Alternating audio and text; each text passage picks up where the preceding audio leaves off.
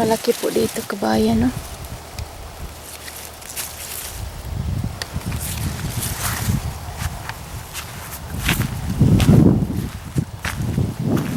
Tingnan natin ang mabuti.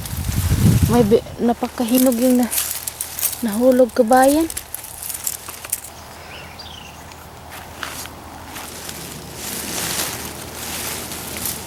Dahil hinog ay. O dito ay.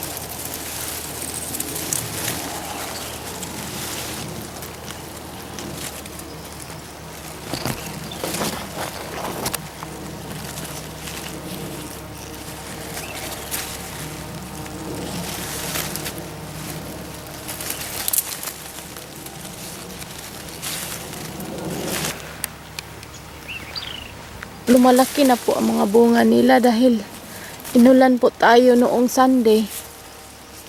So ito yun ang gusto ng ating mga raspberries, itong ulanin sila, may ulan.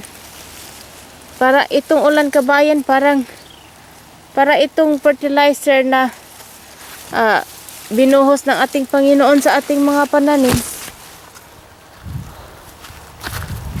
Once ulanin po ang ating mga pananim, talagang ang ganda-ganda ng mga bunga po kabayan. Ay, yung ito ay kinainan ng birds kabayan. Birds po ang kumain yan. Ilagay ko lang ito dito. Baka babalik sila doon. But tingnan ating mga raspberries dito. Ito yung mga hinog dito. Ay, ang ganda ng hinog.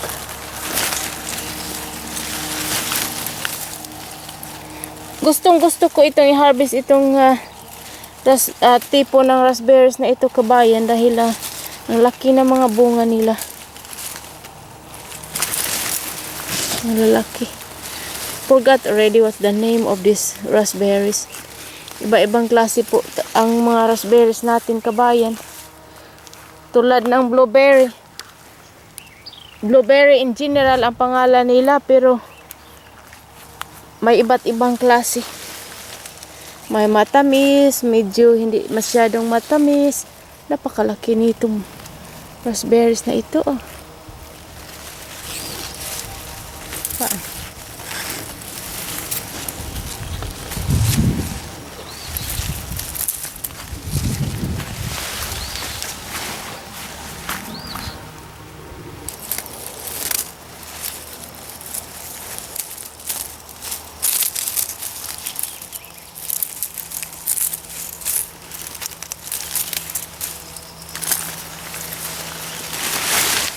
Ito po, nandito na din ang mga bunga, ang dami.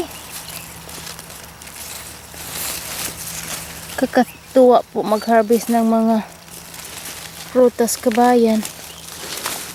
I love fruits. Kaya gusto ko magtanim ng daming fruits. Ng madaming fruits.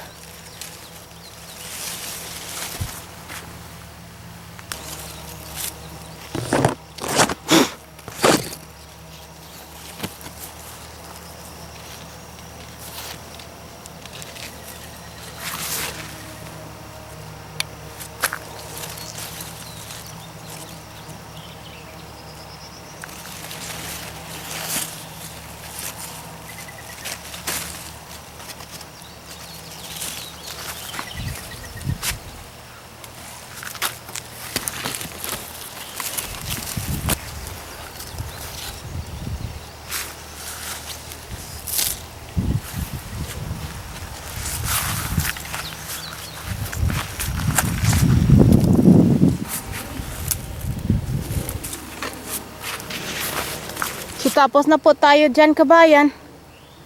Ito ang ating na-harvest. Malalaki po na mga raspberry ang ating na-harvest dito sa side na ito.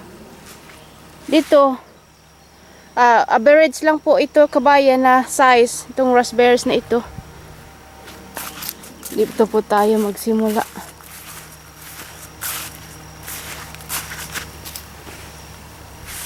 So as usual po kabayan, madami din itong mga bunga. Kahit hindi masyadong malaki kabayan, pero madami siya.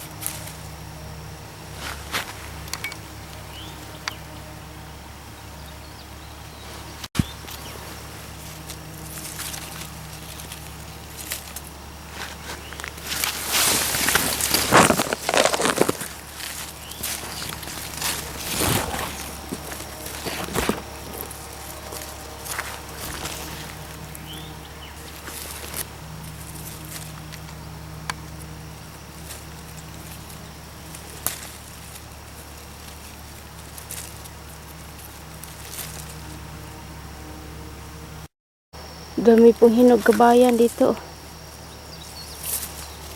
Kadami po kabayan. Hinog nating mga raspberries.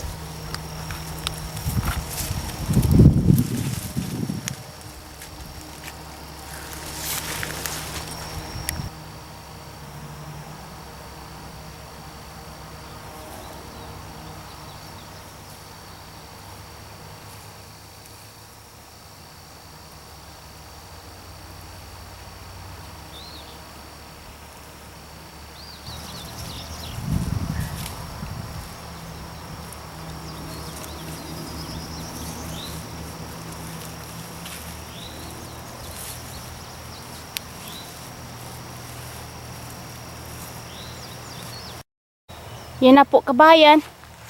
Ang na-harvest natin lahat. Ang dami-dami kabayan oh. As you can see. Napakabigat po. And thank God for the harvest. It's really a bountiful harvest of raspberries. So kung ang gagawin ko po nito na kabayan ay smoothie ko po at kung mayroon kaming sobra ay i-frozen ko po for our winter's fruit. So that's it for today mga kabayan. Thank you all really for watching my video.